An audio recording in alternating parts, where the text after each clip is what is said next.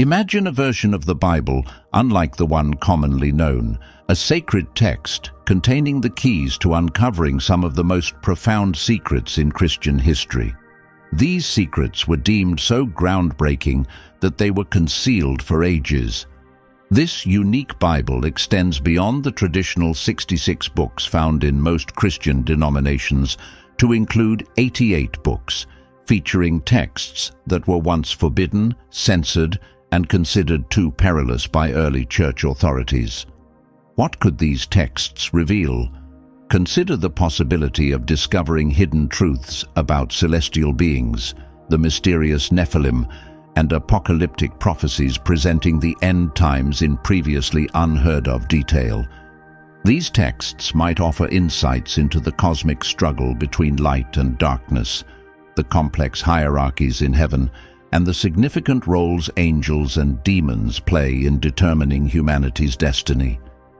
In this presentation, we will delve into the enigmatic books of the Ethiopian Orthodox Bible, a compilation that includes narratives long absent from the broader Christian canon. Why were these specific books excluded? What was so unsettling about these writings that prompted church leaders in the West to omit them from the standard biblical collections? Join me as we explore these questions, and by the end of this session, you'll grasp why these books were seen as threatening and discover the incredible truths they might unveil that could profoundly alter your perception of the Bible. Let's start here. While the majority of Christians might be familiar with the Christian Standard Bible or the King James Bible, which both consist of 66 books, 39 in the Old Testament and 27 in the New Testament, the Ethiopian Orthodox Bible encompasses a remarkable 88 books. Yes, that includes 22 additional books. These are not mere appendices or supplementary commentaries, but are complete sacred scriptures, once held in high esteem, but later removed from the mainstream Christian doctrine. Some of these writings were integral to early Jewish and Christian communities, revered for centuries for their prophetic visions, celestial revelations, and accounts of ancient times that are absent from other scriptures. However, these texts faced rejection by church councils, especially following the Council of Nicaea in 325 AD, due to their controversial nature, deep mystical themes, or strong connections to Jewish heritage. Ethiopia's relationship with the Bible traces back much further than commonly acknowledged. Before the onset of European colonization, and well before the spread of Christianity through the Roman Empire, the ancient kingdom of Ethiopia had already established a spiritual tradition deeply entwined with biblical teachings. Ethiopian Christianity can be traced back to the 4th century, when the kingdom of Aksum embraced Christianity as its official religion, making Ethiopia one of the first countries in the world to officially adopt Christianity, ahead of many nations in the West. From this point onward, the Bible, transcribed in the ancient Ethiopian language of Ge'ez, became a cornerstone of Ethiopian spiritual life. However, Ethiopia's ties to biblical narratives likely extend even before the advent of Christianity. According to enduring Ethiopian lore, this link began with the Queen of Sheba, who journeyed from Ethiopia to Jerusalem to meet King Solomon around the 10th century BC. While this encounter is briefly mentioned in the Western Bible, Ethiopian accounts provide a richer narrative. The Ethiopian scriptures recount that the Queen of Sheba and King Solomon bore a son, Menelik II, who later ascended as Ethiopia's first emperor. But the tale grows even more captivating with Menelik II's purported return to Ethiopia, carrying the Ark of the Covenant, the very chest that contained the stone tablets of the Ten Commandments. For Ethiopians, this was not merely a historical episode, but a divinely ordained mission, positioning Ethiopia as the chosen guardian of the Ark of the Covenant, thus intertwining Ethiopia's spiritual destiny with the sacred history of Israel. Given such a significant linkage to the foundational texts and artifacts of biblical tradition, it's unsurprising that Ethiopia evolved into a bastion of spirituality. This nation not only rapidly adopted Christianity, but also became the custodian of ancient scriptures that were later excluded from the standard Christian canon in other parts of the world. Shielded from Western European influences, Ethiopia continued to uphold these hallowed texts within its Orthodox Bible, maintaining them as integral elements of its religious practice for centuries, even as they gradually disappeared from the Western Christian texts. This brings us to an intriguing inquiry. Why were these specific texts omitted from the canonical Bible?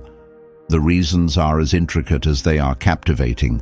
Some texts were excluded because they presented ideas perceived as overly mystical or conjectural. For instance, the Book of Enoch delves into the realms of celestial beings, fallen angels, and the Nephilim, enigmatic giants conceived from the union of humans and angels. Such apocalyptic visions which reveal the mysteries of heaven and hell, the origins of sin, and God's ultimate judgment, were deemed too subversive for early church endorsement.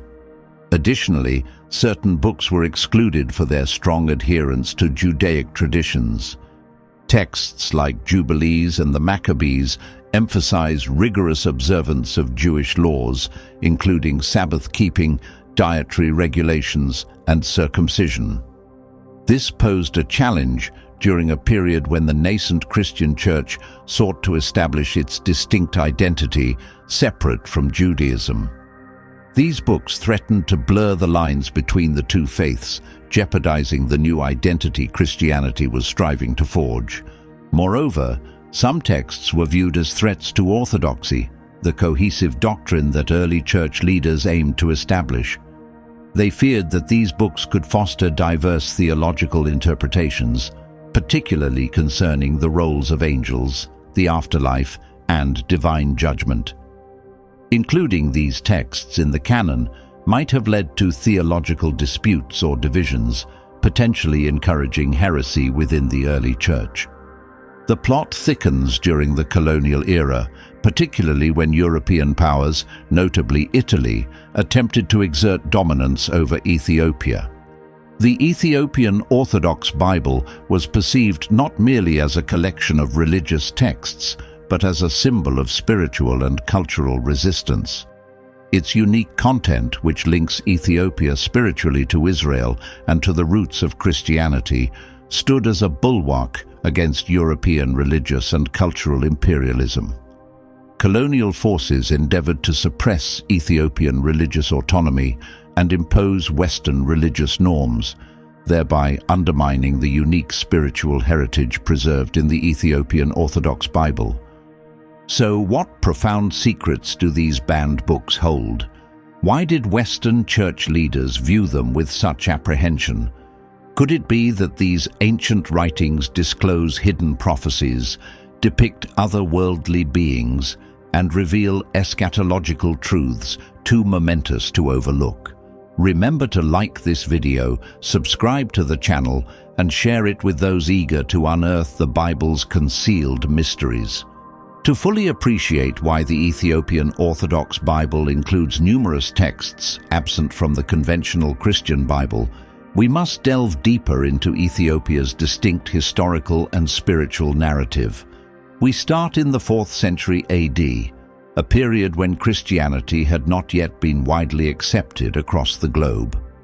At this time, the Kingdom of Aksum, situated in present-day Ethiopia, emerged as one of the pioneering nations to declare Christianity as its official religion.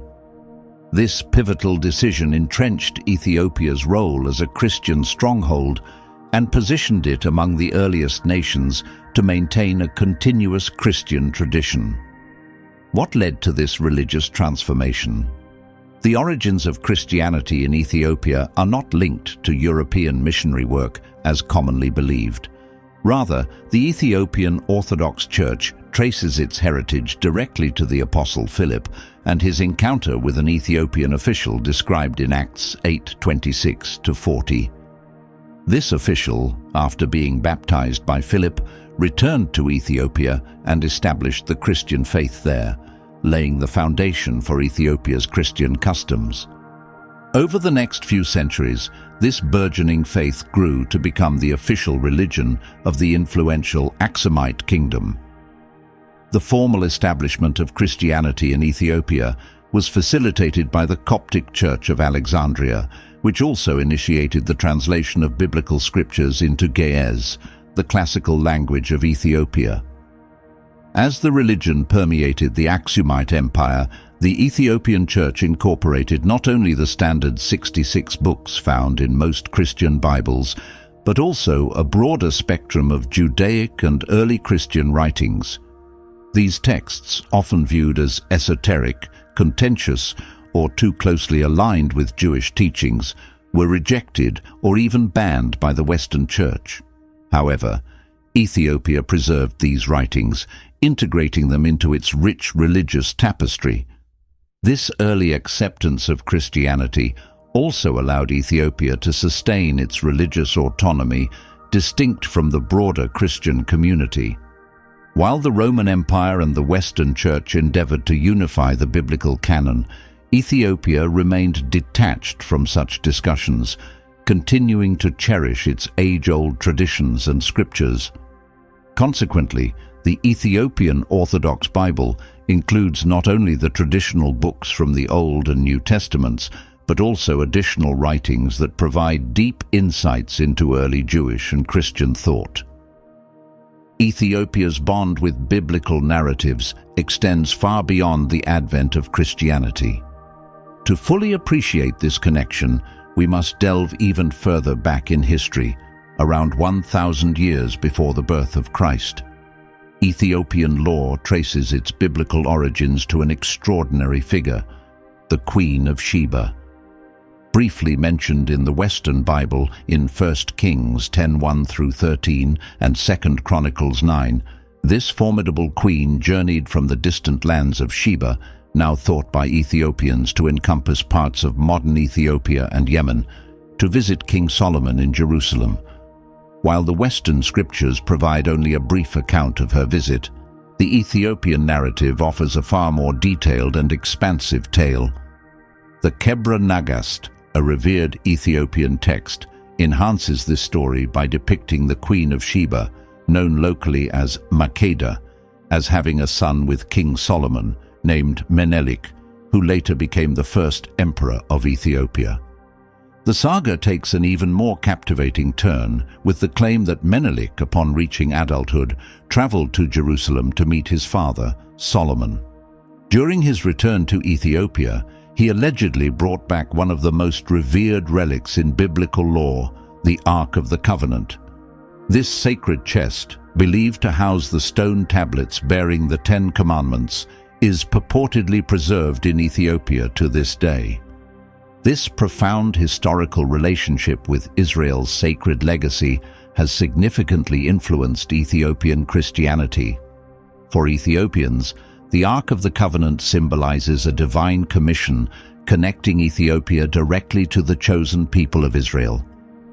Rather than viewing itself as a fringe element, Ethiopia regards itself as a pivotal participant in God's divine plan, tasked with safeguarding the Ark and preserving the ancient biblical truths. While Western Christianity focused on defining and narrowing the biblical canon, Ethiopia was committed to protecting a comprehensive collection of early Christian and Jewish writings. Moreover, Ethiopia's geographical and cultural isolation from Europe enabled it to withstand the influences of the Council of Nicaea and other canonical determinations, maintaining its unique religious heritage. The Council of Nicaea in 325 AD marked a critical juncture for Christianity within the Roman Empire, bringing church leaders together to define core Christian doctrines and to determine the canonical status of various scriptures. During this council, the Western Church began to form a Bible that omitted texts considered too Jewish, overly mystical, or speculative. Works like the Book of Enoch, the Book of Jubilees, and the books of the Maccabees were excluded due to their deep explorations into angelic realms or their strong adherence to Jewish customs. However, Ethiopia remained largely unaffected by these deliberations due to its strong ties to its Coptic Christian origins. This independence enabled Ethiopia to retain a broader spectrum of biblical writings.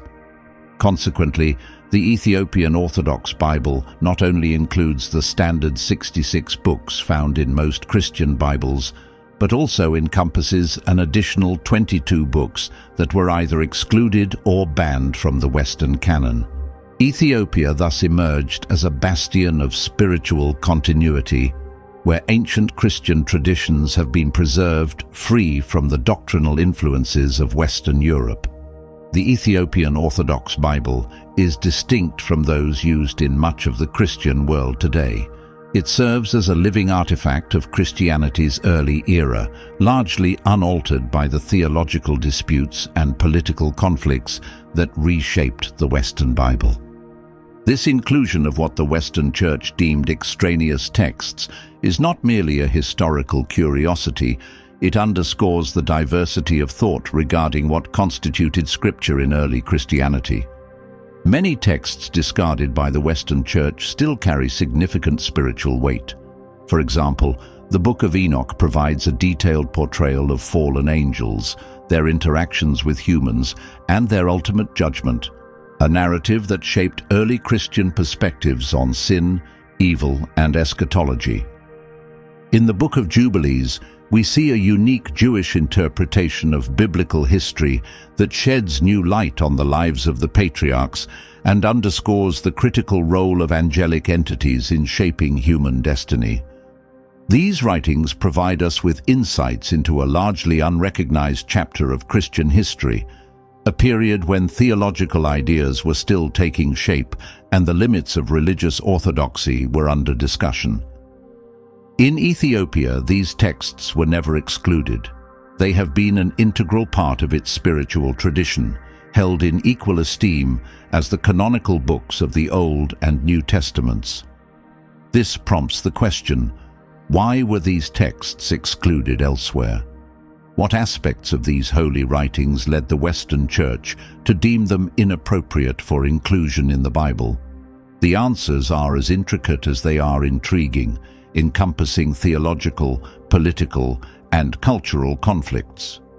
In this discussion, we will explore the underlying reasons why these texts were marginalized by early Christian authorities and why Ethiopia maintained them. A primary reason for the exclusion of these books relates to their mystical elements, their profound spiritual teachings that venture into speculative territories. Notable texts like the Book of Enoch and the Book of Jubilees delve into esoteric themes, extensively detailing the celestial domain, the order of angels, and their interactions with humans.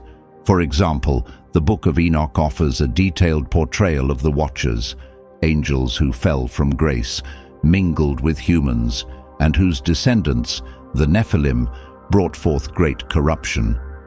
These angels not only defied God, but also shared secret knowledge with humanity, including the arts of war, sorcery, and astrology. Such narratives deviate significantly from the straightforward salvation theme prevalent in the Western Bible. In the early centuries of Christianity, particularly after the pivotal Council of Nicaea in 325 AD, the Western Church regarded certain speculative doctrines with a degree of skepticism. Leaders were concerned that intense focus on topics like angels, cosmic warfare, and end times could lead believers astray into mystical or obscure interpretations of the Scriptures that strayed from the foundational messages of Christianity, namely the life, death, and resurrection of Jesus Christ. They believed that such emphasis could distract from the essential message of redemption and salvation. The apprehension towards speculative theology led to the exclusion of certain texts from the canon of the Western Church. For example, the Book of Enoch, once popular among early Christians, especially within the Essene community, a group thought by many scholars to have influenced early Christian ideology, was eventually left out. This text, among others, delved deeply into the spiritual realms and the saga of the fallen angels, deemed too speculative about the unseen and mystical. In contrast, the Ethiopian Church did not view these apocryphal writings as mere distractions, but as crucial to understanding the ongoing spiritual conflict between good and evil. Ethiopian Christianity, therefore, incorporated these mystical elements, recognizing their value in illuminating the divine realms and the complex dynamics of God's creation. Another major factor for the exclusion of these books was their strong alignment with Jewish customs and laws, which were increasingly viewed as distinct from emerging Christian practices. Texts like the Book of Jubilees and the Maccabees, which underscored strict observance of Jewish laws such as Sabbath keeping, circumcision, and dietary rules, were particularly affected. Written during a period when Judaism and Christianity were not yet fully distinct, these books encapsulated a perspective that underscored the enduring importance of Mosaic law. Specifically, the Book of Jubilees, sometimes referred to as the Little Genesis, not only recounts the biblical narrative from creation to the delivery of the law at Mount Sinai, but also advocates fervently for the perpetual observance of Jewish festivals, Sabbath, and rituals of purity. It even promotes a solar calendar of 364 days, purportedly the original divine timetable for the Jewish people, contrasting with the later adopted lunar calendar. As Christianity evolved, there was a concerted effort to delineate its beliefs and practices from those of Judaism, leading to the marginalization of texts deeply rooted in Jewish tradition. The early Christian community sought to broaden its appeal to non-Jews, leading to a gradual distancing from the rigid adherence to Jewish customs and laws. The Apostle Paul was a vocal advocate for this shift, promoting the belief that faith in Christ, rather than compliance with the Mosaic law, was the true path to salvation. As a result, the Western Church began to view books that focused heavily on Jewish laws, such as Jubilees and Maccabees, as outdated and unnecessary. In stark contrast, the Ethiopian Orthodox Church maintained a strong connection to its Jewish roots, tracing its origins back to the legendary union of King Solomon and the Queen of Sheba, from which Menelik I, founder of the Solomonic dynasty in Ethiopia, was born. This historical lineage meant that Ethiopian Christianity preserved a profound bond with Jewish customs, viewing them as integral to their faith rather than obstacles. Consequently, texts like Jubilees and Maccabees remained a vital part of the Ethiopian Orthodox canon, reflecting a unique blend of Old Testament law and the New Covenant of Christian salvation. In Ethiopia, the Maccabees are not merely historical figures, but revered heroes who exemplify steadfastness in faith and the defense of religious identity against oppression. Their tales of valor and divine support in the face of foreign domination resonate deeply within the Ethiopian Christian tradition, making them a source of inspiration and spiritual guidance. This celebration of Jewish resistance and fidelity to God's commandments underlines the distinctive character of Ethiopian Christianity, which embraces these narratives as essential components of their religious heritage. The banning of certain books from the Christian canon also stemmed from a concern over their potential to challenge emerging Christian orthodoxy. During the early church's formative years, a period marked by transition and the need for doctrinal consolidation, establishing a cohesive theology to unite the faith was crucial. As Christianity expanded throughout the Roman Empire, various sects and divergent interpretations began to emerge, some of which were deemed heretical by the leaders of the nascent Orthodox Church. The inclusion of texts in the Ethiopian Orthodox Bible, which presented alternative theological perspectives, was viewed with suspicion by the Western Church. These leaders worried that such texts could sow confusion or schism within the burgeoning Christian communities. For instance, texts like the Book of Enoch provided elaborate accounts of the Watchers, the fallen angels, and the Nephilim, topics considered too speculative and divergent from the central Christian teachings focused on salvation through Jesus Christ. Early church authorities were intent on maintaining a clear focus on the core message of Christ's redemptive sacrifice, rather than engaging with speculative narratives about angels and other worldly realms. The overarching aim was to foster a unified Christian doctrine that could be uniformly embraced across diverse communities. Thus, texts that offered differing viewpoints or excessively dwelled on mystical subjects were excluded to preserve doctrinal harmony and clarity. The Council of Nicaea, along with subsequent church councils, played a pivotal role in shaping the Christian canon, steering believers towards a clear understanding of Christ's pivotal role in salvation history. By focusing on the Gospels and direct teachings of Christ, these councils sought to provide a definitive guide for Christian orthodoxy, but this focus led to the exclusion of texts that delved into the broader spiritual mysteries of the universe. Conversely, the Ethiopian Orthodox Church did not view these texts as threats to orthodoxy, but as enrichments that offered deeper insights into the divine cosmos, including the workings of angels, the judgment of fallen beings, and eschatological events. For Ethiopia, these writings were not mere speculative distractions, but vital components that complemented the New Testament, presenting a more comprehensive depiction of the eternal struggle between good and evil. The colonial era further influenced the perception and status of the Ethiopian Orthodox Bible, particularly during Italy's attempts to colonize Ethiopia in the late 19th and early 20th centuries. Ethiopia's rich Christian heritage and its ancient biblical canon were perceived as obstacles to European dominance. The spiritual independence embodied by the Ethiopian Orthodox Church, with its unique and ancient Christian traditions predating many of Europe's own, represented a form of resistance against colonial powers. The Ethiopian Orthodox Bible, with its inclusive texts and direct ties to ancient Israel and the early Christian Church, held significant spiritual and political power that was seen as inconvenient by European colonizers. Efforts to marginalize or ban these texts were not merely theological disputes, but part of a broader strategy to undermine Ethiopia's distinct spiritual identity and impose Western religious norms.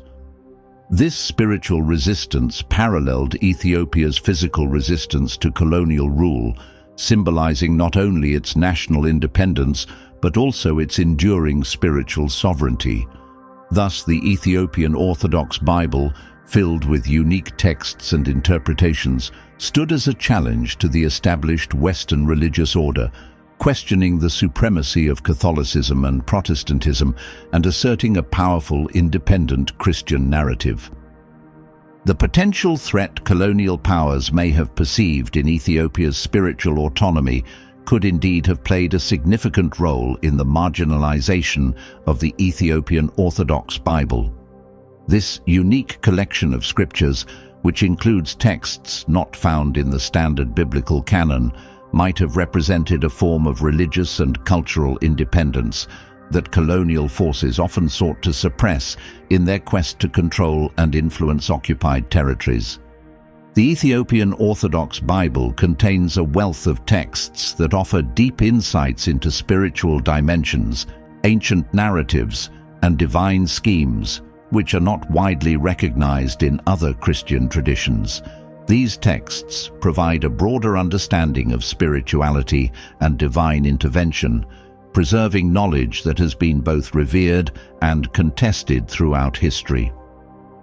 Among these profound texts, the Book of Enoch stands out. It delves into the intricate dynamics of the cosmos and the spiritual hierarchy in a manner that is more detailed than most traditional biblical writings. The Book of Enoch's narrative begins with an astonishing account of 200 angelic beings known as the Watchers, tasked with overseeing human activity. However, their mission takes a dark turn when they develop a forbidden affection for human women. Led by Semjaza, these angels contravene divine decrees, descending to earth to forge unions with human partners and giving rise to the Nephilim, enigmatic giants depicted as a disruptive and malevolent force. The story becomes even more compelling due to the fallen angels not only transgressing divine boundaries, but also gifting humans with forbidden knowledge. This knowledge, encompassing the arts of warfare, magic, beauty enhancements, and astrology, was considered a perversion of the divine order. These revelations brought chaos to earth, and the Nephilim, the formidable progeny of the angels and humans, contributed to the moral degradation sweeping across humanity. Their destructive nature and malice escalated to such a degree that God resolved to purge the world through a colossal flood. Prior to this cataclysm, God dispatched archangels Michael, Gabriel, Raphael, and Uriel to deal with the rebellious angels. Their mission was to detain these rogue watchers and confine them to the abyss, ensuring their imprisonment until the day of reckoning.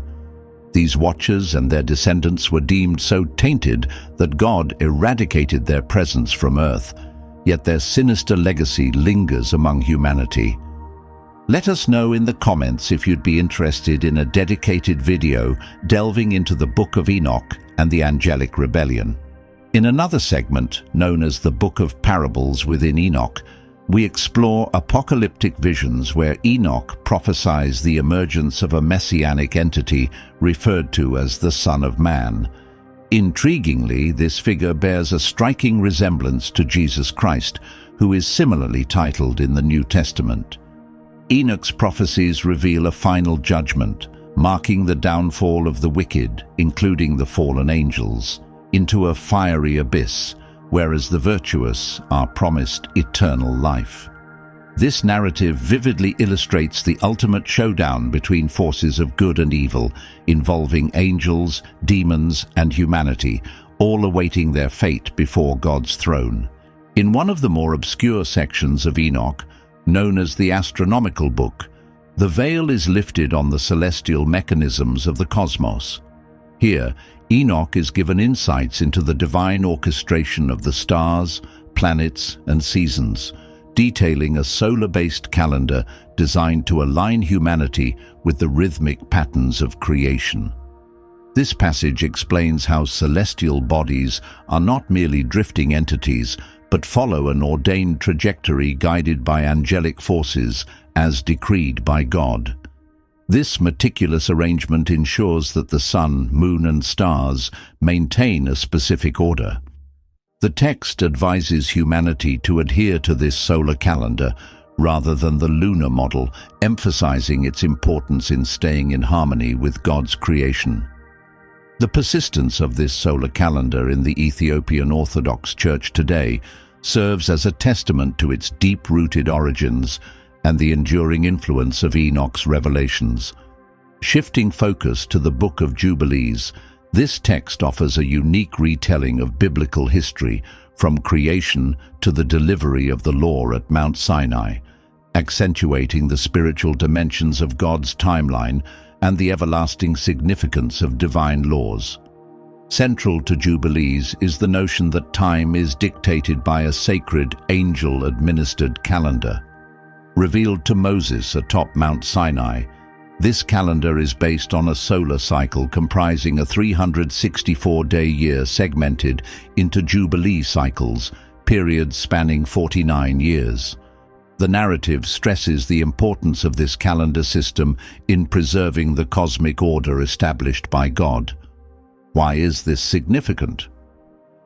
Jubilees argues that deviating from this solar calendar to a lunar-based system causes a misalignment with God's intended temporal structure, leading humanity to drift from the divine blueprint. The Ethiopian calendar, still in use by the Ethiopian Orthodox Church, adheres to this solar cycle, highlighting a belief in the critical nature of precise timekeeping for maintaining alignment with the divine order. This raises intriguing questions. Have centuries of adhering to a different calendar led us astray from God's original plan? Is the world out of sync with the intended divine timeline?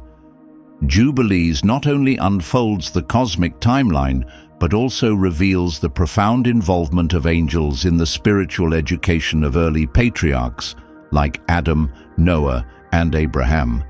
These celestial beings instructed them in the observance of the Sabbath, the intricacies of sacrificial rites, and the laws of purity. These directives were not exclusive to the Israelites, but were part of a perpetual divine ordinance disclosed to the virtuous from the outset.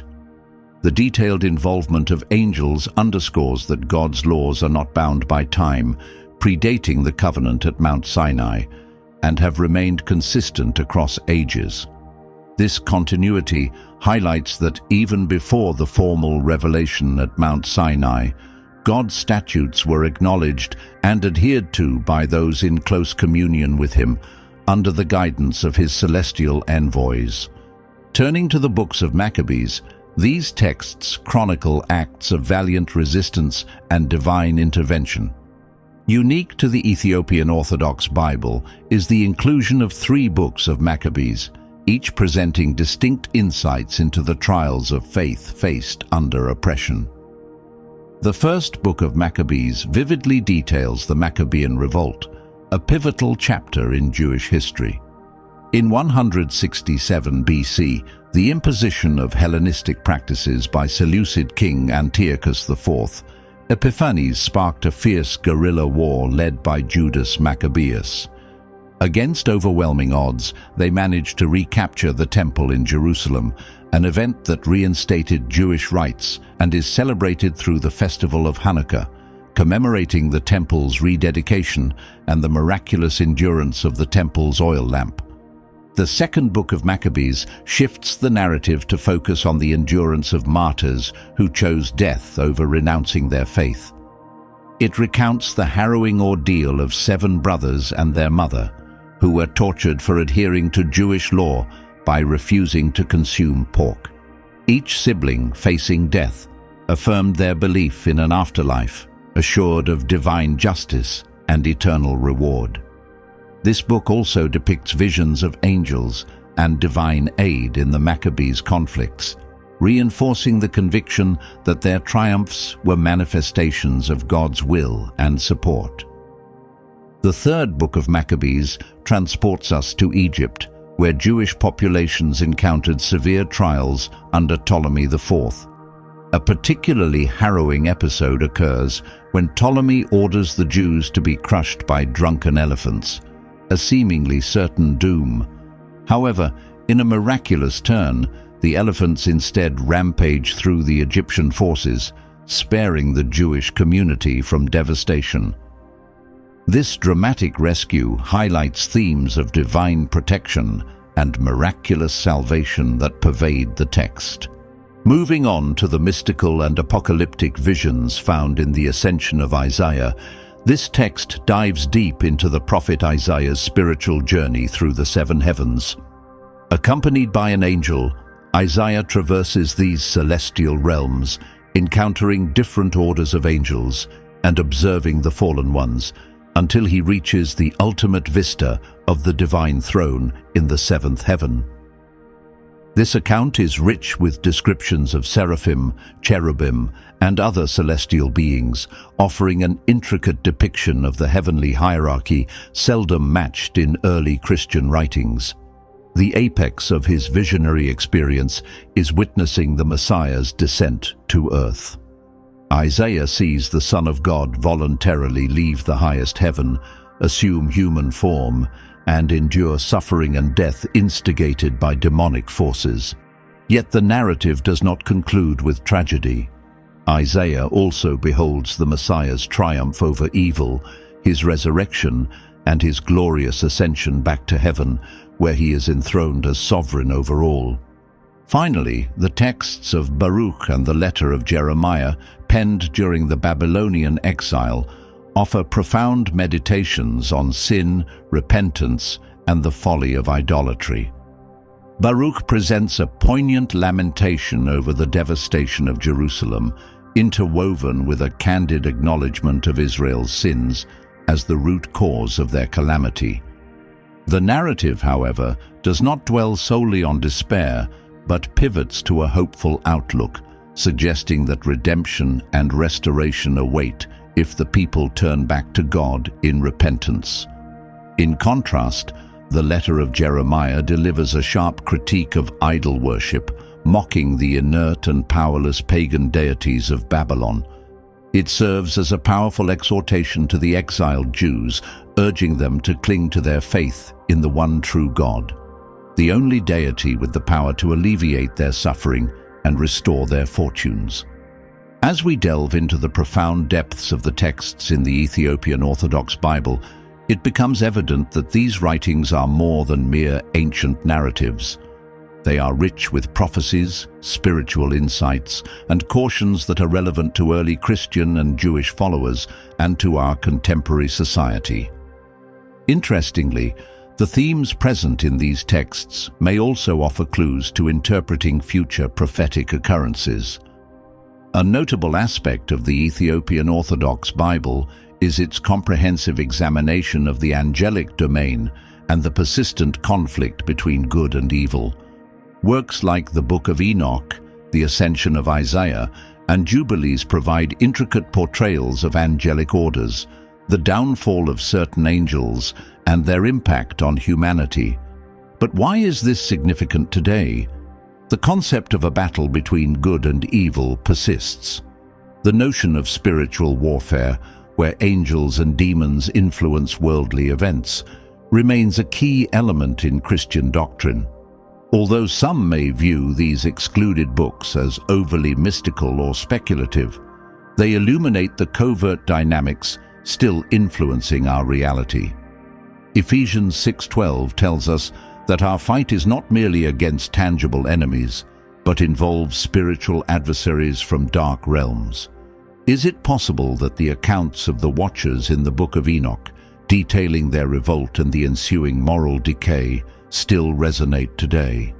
Might these writings help us to grasp more fully the spiritual conflict continuously unfolding around us?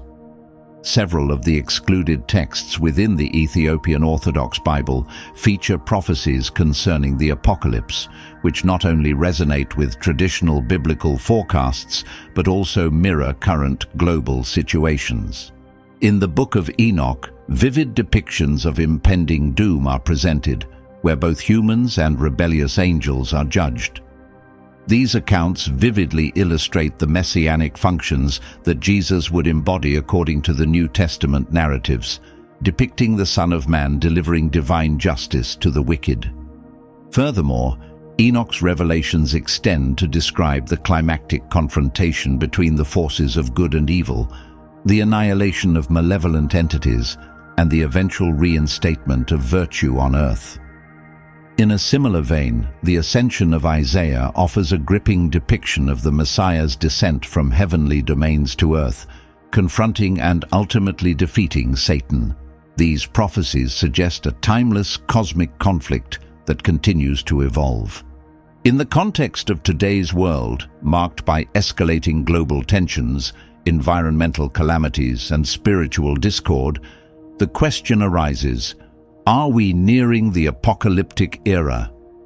The prophecies within these forbidden texts might be guiding us towards understanding the culmination of human history. Some academics contend that our current era might be witnessing the unfolding of biblical prophecies, and the insights from these books could shed further light on upcoming events. Observations of contemporary phenomena such as wars, earthquakes, and pandemics seem to parallel Enoch's prophetic visions of the end times. Moreover, a recurring motif in these texts, particularly in the Book of Jubilees, emphasizes the necessity of adhering to God's laws. As the Western Church gradually distanced itself from the Jewish customs that initially shaped Christianity, the Ethiopian Orthodox Church continued to embrace these ancient norms closely. The observance of the Sabbath, dietary regulations, and adherence to the solar calendar as detailed in the Book of Jubilees illustrate a steadfast commitment to upholding God's directives in their most unadulterated form. These practices provoke critical reflections for contemporary believers. Are we aligning ourselves with God's decrees? Have we deviated extensively from the core principles that should govern us? These principles, bestowed upon humanity since the inception, call into question the significance of reverting to such customs. The Book of Jubilees argues that the commandments given to figures like Adam, Noah, and Abraham were intended as perpetual observances. This introduces a compelling debate. Ought modern Christians to adhere to the same edicts as those given to the patriarchs? Has contemporary Christianity lost a vital aspect by drifting away from strict adherence to God's laws? Turning our focus to the significance of these scriptures' preservation in Ethiopia, it's evident that the Ethiopian Orthodox Bible is not merely a religious collection, but a repository of spiritual gems, including texts not embraced by Western Christianity. Ethiopia's commitment to safeguarding these texts transcends mere religious duty. It is an act of profound spiritual resistance against colonial efforts to dilute these ancient truths. During the colonial era, as European powers enforced their religious and political hegemony over Africa, the Ethiopian Orthodox Church stood as a bastion of defiance. The protection of these holy writings was more than a spiritual exercise. It was a bold statement of sovereignty. Ethiopia's persistence in preserving the biblical truths, even as they were forsaken by the broader Christian community, implies that the Ethiopian Orthodox Bible may harbor wisdom intended for preservation precisely for times like these. With the globe grappling with unparalleled challenges, it may be time for these concealed scriptures to emerge into the light. We've thoroughly explored the excluded texts of the Ethiopian Orthodox Bible, from the enigmatic visions of Enoch to Isaiah's foretellings and the valiant struggles of the Maccabees. Each text unveils mysteries and insights that prompt us to reconsider our grasp of the Bible and the chronicles of Christianity. However, these documents might be more than mere historical artifacts. They could be pivotal in deciphering the future. In a world rife with uncertainty, spiritual turmoil, and escalating global conflicts, it prompts a critical query. Are we overlooking vital knowledge? Might these excluded scriptures offer clarity on the spiritual conflicts unfolding around us? Could they shed light on the apocalyptic predictions and divine designs for humanity? Thank you for tuning in. If our journey through the Ethiopian Orthodox Bible has broadened your perspectives, please remember to hit like, subscribe, and share this video to spread the enlightenment.